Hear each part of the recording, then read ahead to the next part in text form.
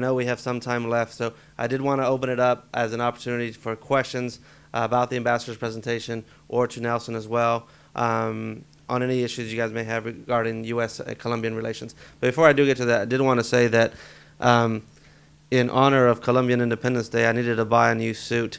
And so my suit here that I bought yesterday was made in Colombia 100%. So I'm doing my part here. But anyways, is there anyone in the audience who would have a question? Yes, gentleman in the back. Can you please stand up? Yeah.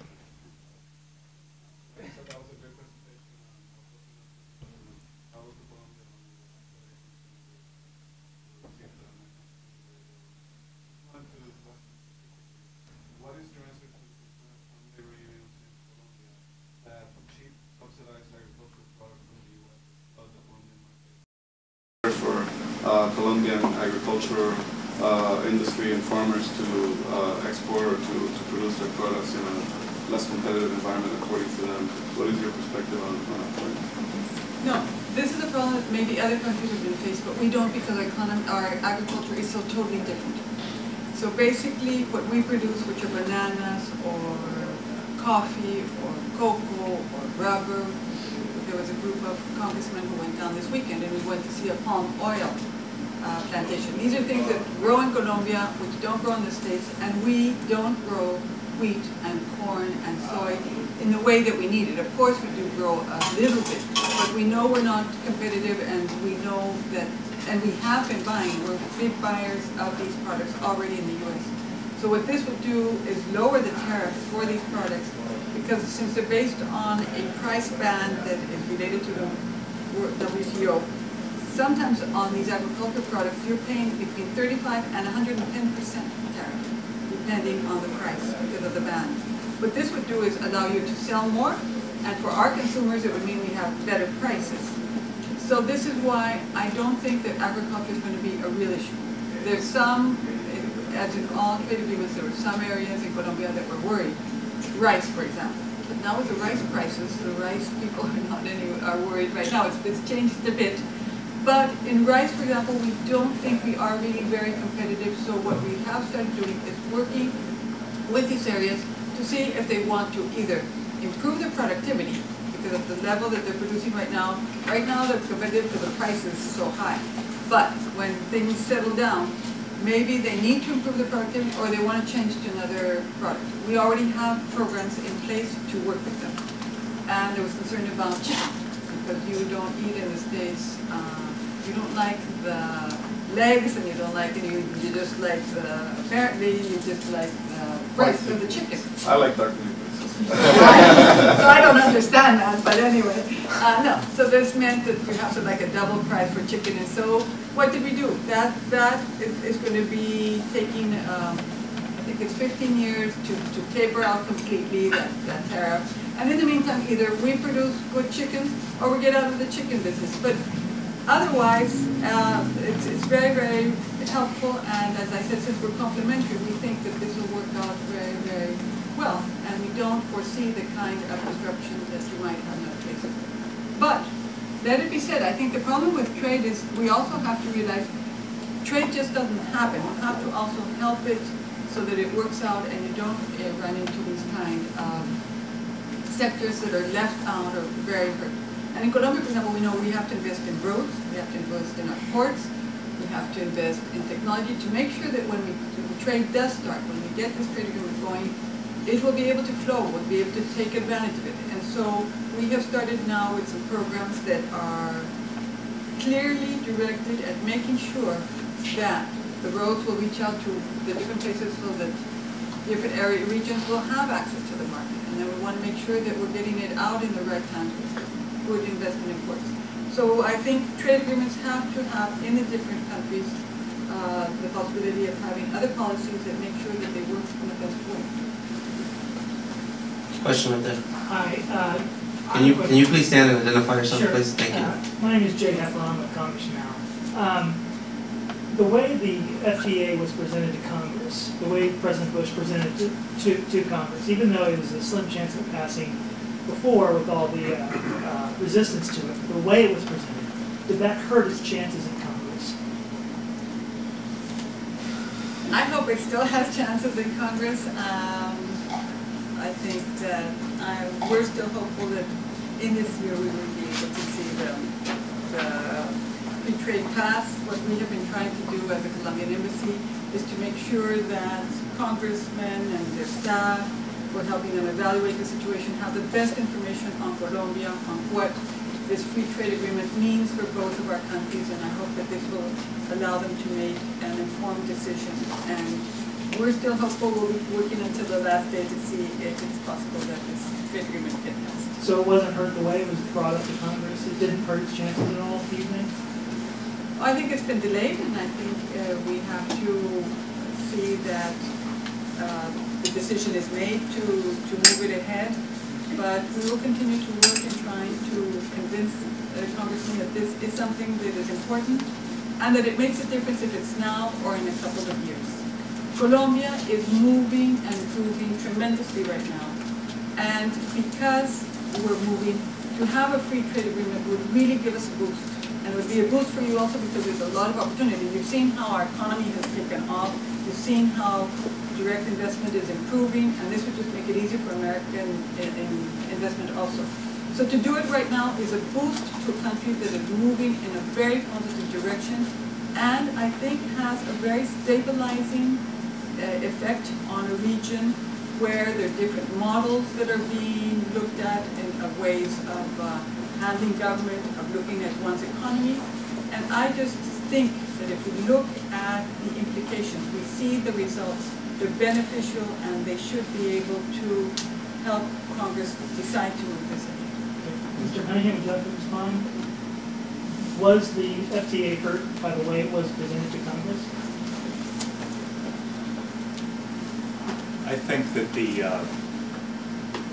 I think it's plain that politics of trade have become very difficult in this country over the years.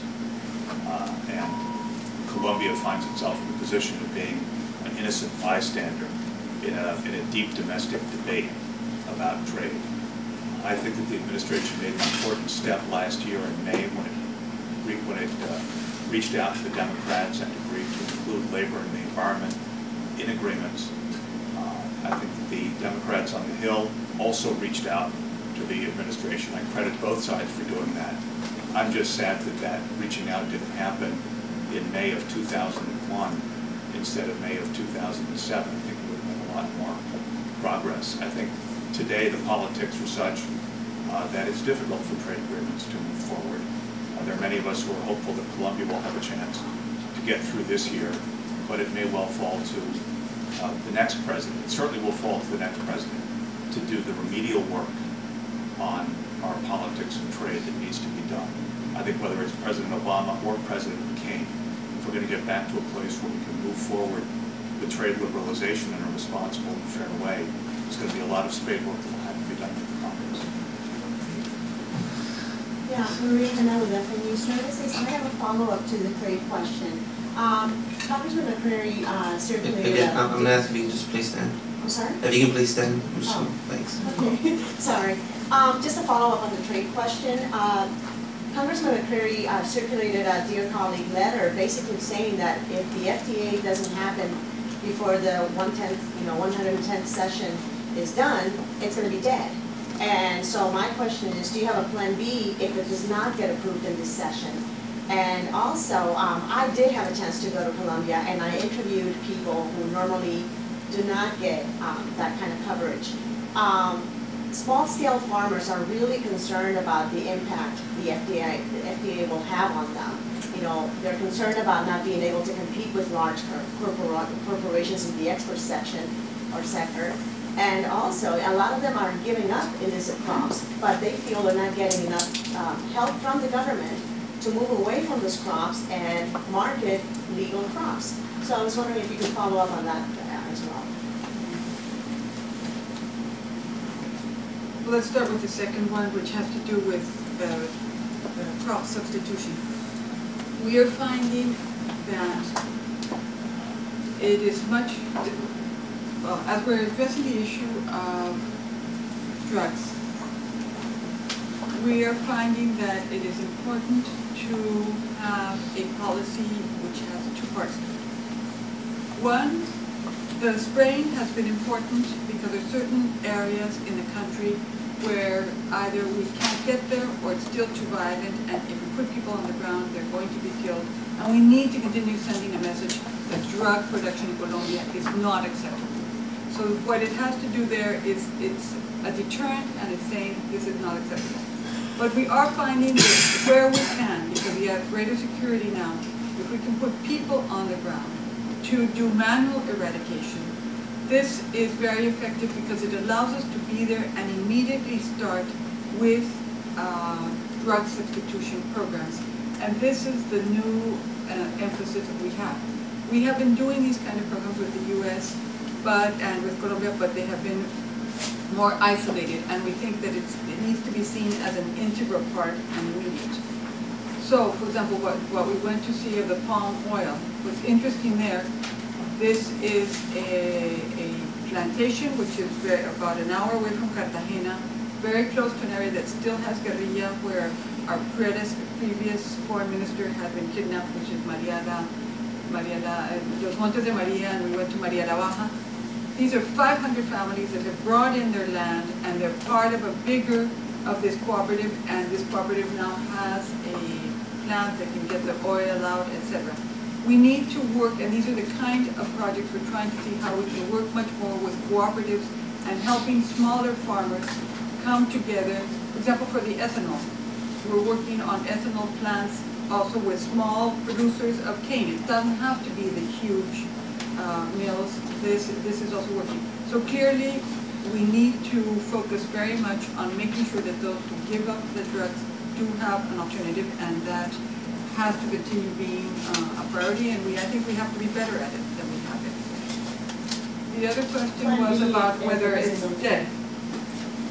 My understanding, but I'm not a lawyer and I'm not an expert, is that the parliamentarians are saying that if the FTA is not passed this year, we would lose the fast track protections. So that's what would be dead. But it doesn't mean that the trade agreement is dead. We would have to see then how, under what conditions it would be able to move forward. So our plan B is a free trade agreement, and we just have to see how it moves. So it's a free trade agreement and a free trade agreement. Yes, go ahead. Hello, Leslie Rodriguez from the Hispanic Institute. You touched upon the drug production in Colombia not being acceptable. However, the consumption is done largely here in the United States and in Europe. So I was wondering, does the Colombian government have any social policies or laws it would like to see the United States government pass in order to combat that demand here? You've been working on consumption, and I totally agree. I mean, we have this message of shared responsibility, I think, needs to go in deeper. It is a problem between countries that are consuming and countries that are producing. Colombia, for example, didn't produce coca. It was not part of a culture. In other countries, it was part of their culture. Colombia did not have a culture of coca, and this is something that came new and totally related to cocaine. So I think it's very important that we continue to maintain this in the front burner and not put it back. And sometimes I feel we've decided that that problem is over. That problem is not over. Here, fortunately, it seems that your data shows that you've been decreasing consumption, especially among the young consumers, so that you're reaching out to the schools and trying to avoid getting people going into drugs. That's really great. I understand that there's more difficulty with the hardened consumer, and so the big effort that you're making is really trying to reach out to youth, and that makes a lot of sense. And we want to continue to see that. We need to see the same kind of commitment in Europe. Before, the problem was that the cocaine problem was seen as an American problem between Latin America and North America.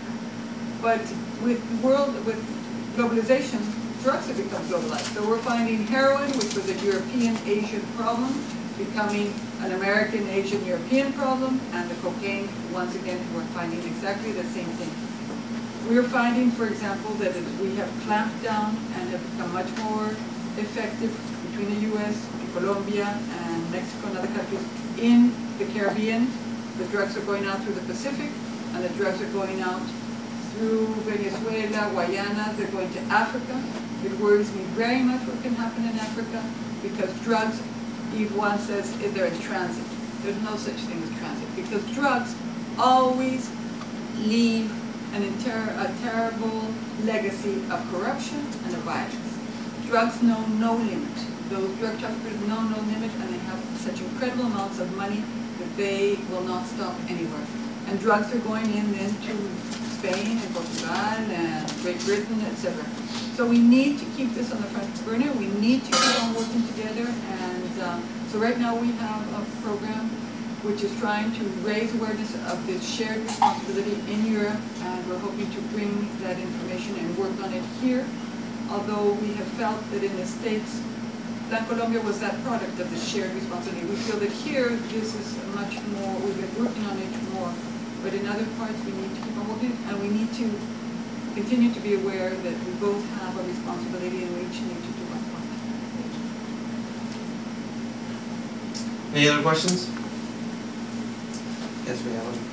Hi, I'm in the chair of DNA's International Trade Reporter. You're running straight into the U.S. political year dealing with it. I wondered if you'd be able to tell me if you reached out to the campaigns, what kinds of responses you've had with them, and how you perceive that as affecting the chance of passage of the FTA. We reach out to everybody. We reach out to Congress. We've been working in the bipartisan way. We've been trying to reach out to the campaigns. We think it's important, not only for trade, but that there be a better understanding of Colombia, of the U.S.-Colombian relationship, a bit of what we talked about today. And so, yes, we have been trying to reach out, but this has been part of our policy all year long. What we have been doing at the embassy is trying to get congressmen, but businessmen, foundations to go to Colombia and see what's happening. This has to be about different voices. This has to be about understanding the relationship Colombia and the U.S. have. And our high officials have been coming up here, and every time they come, we have think tanks over for lunch. We have presentations in different places. So I think this is part of sort of an ongoing exchange of information and ongoing understanding of our relationship, and that's what we'll continue to do. And part of it, of course, has to do with reaching out to the two campaigns and trying to share information with them so that as they work out their policies, they'll have as best information they can about Colombia, but also Latin America.